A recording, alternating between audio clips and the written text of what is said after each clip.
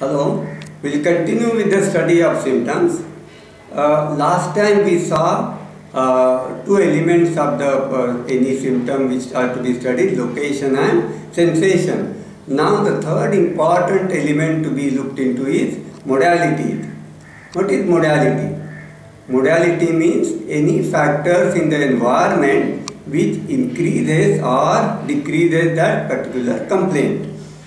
You see, it is something like, if you, a chemist, for example, if he has to identify a chemical in a mixture, what he does, he applies so many tests.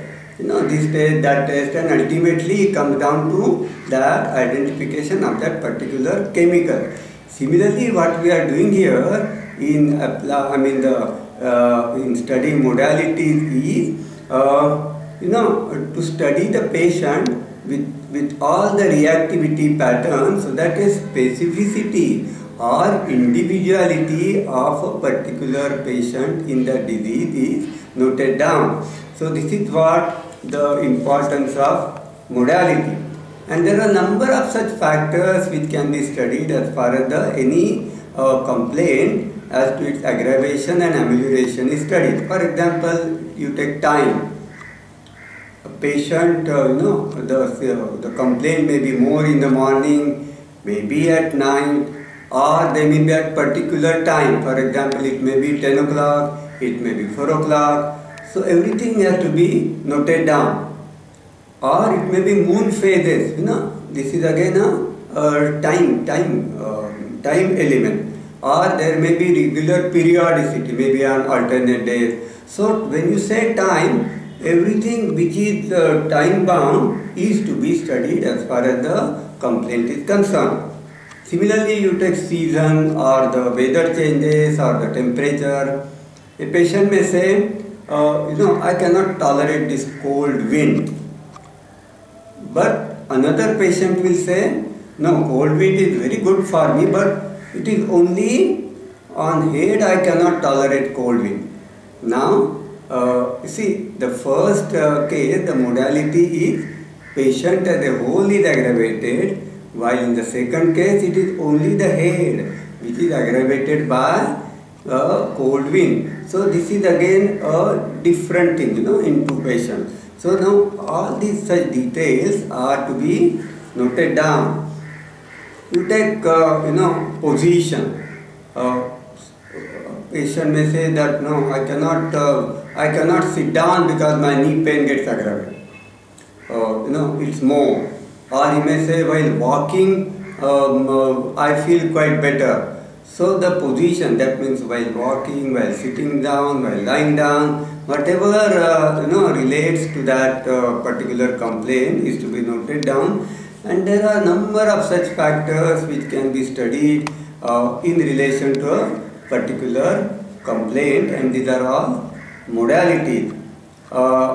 In Boger-Bonninghausen characteristics and repertory, there is a separate chapter for this modality. One can study that to understand what way the inquiry should be made as far as the modalities are concerned. So the location, sensation, modality, and now we will come down to fourth element, that is concomitant. What is concomitant? Concomitant means any complaint or the symptom which occurs simultaneously but which has no direct relationship with that complaint. I will give you the example. For example, a patient may say that I have pain in the abdomen and I have, you may say diarrhea.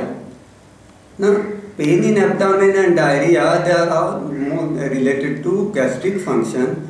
So, this is not a concomitant. But suppose if the patient says, I have diarrhea and then one or two evacuation, I am feeling also giddiness. Now, here giddiness has become a concomitant to diarrhea because this has no direct relationship because after one or two evacuations, one doesn't feel giddy. So, this is how the concomitant means any symptom or the complaint which is related in time to that specific complaint. Now this is and these are important in acute disease as well as chronic. Now chronic disease, the what you call as the time dimensions may be little more. I'll give you the example. A patient may complain of backache, and okay, it may be there for 3-4 months, and when you inquire further, he will say, again last 2-3 months I have also a sort of cough which I never had earlier. What has happened? The cough as well as backache has occurred more or less simultaneously and they are continuing. So here, though the time dimension is more, it takes 2 months, 3 months, 4 months, but they are occurring simultaneously. So in chronic disease, one has to study the what you call the complaints regarding the time dimension, so that the all concomitant the affections are noted down, and this is very important, and concomitants carry a lot of what you call the important in identifying individuality of the patient.